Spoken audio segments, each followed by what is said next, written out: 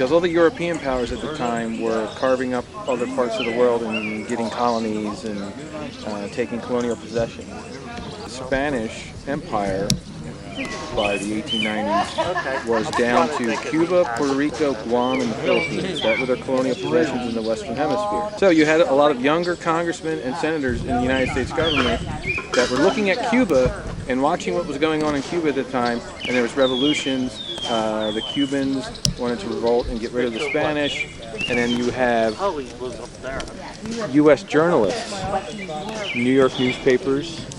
They start publishing wild stories about atrocities that the Spanish are committing in Cuba against the Cuban people. And so that starts to arouse the suspicions of the United States. People say, maybe we need to go down there and straighten this out and eliminate the Spanish from the Western Hemisphere. But there was also a lot of pushback to that. There was a lot of people that were anti-imperial in the United States. They didn't want us to take colonial possessions. They said well, that's not what we do. We fought the British in our revolution to get rid of the colonial system. So why would we go ahead and do that now?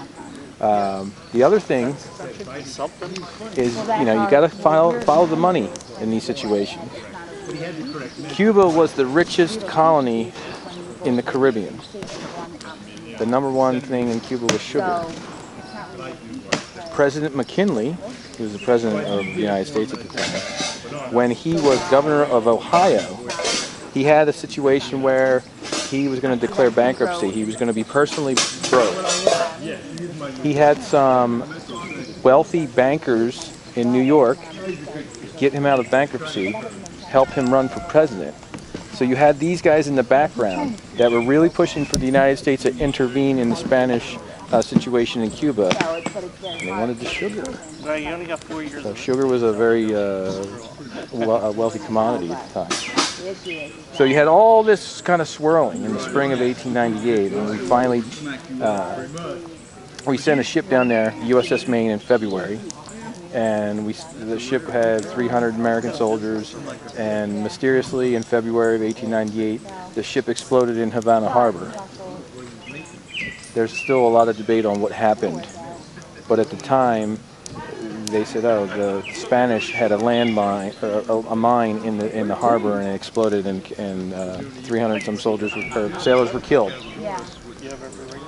So that was kind of like the flashpoint. That was what kind of started everything, is the explosion of the USS Maine. By April, we declare war on Spain. And by June, we have an expeditionary force from Tampa Bay, Florida, that sails down. And if you can see on the map of Cuba there, Santiago is to the southeast part of the island. Havana's to the north. And the United States Army landed at near Santiago and fought a handful of battles there, and the Spanish surrendered. And that's a whole long story with all that. But the end result was we took possession of Cuba, Puerto Rico, Guam, and the Philippines. And that's how the United States kind of became an imperial power. We were now on par with some of the European countries after that. San Juan Hill, you just had 500 defenders. At El Caney, like 600. Like San Juan Hill, the Americans just had an overwhelming number of men compared to the Spanish. And they just overwhelmed them and took their positions. And after that, they hunkered down in the trenches and waited for the Navy to siege Santiago. Huge difference. And the armistice was announced a week or so later. So it was a short war in terms of battles, but very pivotal in terms of U.S. and world history. You know, the Spanish Navy had a submarine, the Peral. Yeah. They never used it. They never used it, but I mean, we're talking about, for all practical purposes, a modern day submarine. This whole episode in our history was our coming out from our Civil War 30 years before and saying we are a world power now.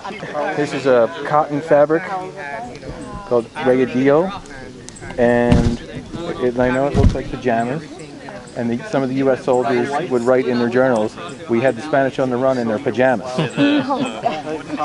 But this is a lot more comfortable to wear in the tropical climate in Cuba, as opposed to what the American guys were wearing, which were wool flannel shirts, wool trousers, those heavy canvas leggings, the wool felt hats. This is a straw hat, which is a lot better in the sun. We try to get people interested. If people are interested in the hobby, everybody's very cooperative and say, hey, this is how you start. This is what you do. You got to do a lot of reading and research, and anything you can think of, you can find it. It's out there. All of our stuff came from a tailor in the Philippines, and he does all the military clothing for the Filipino Military Academy, and they still wear that same striped fabric.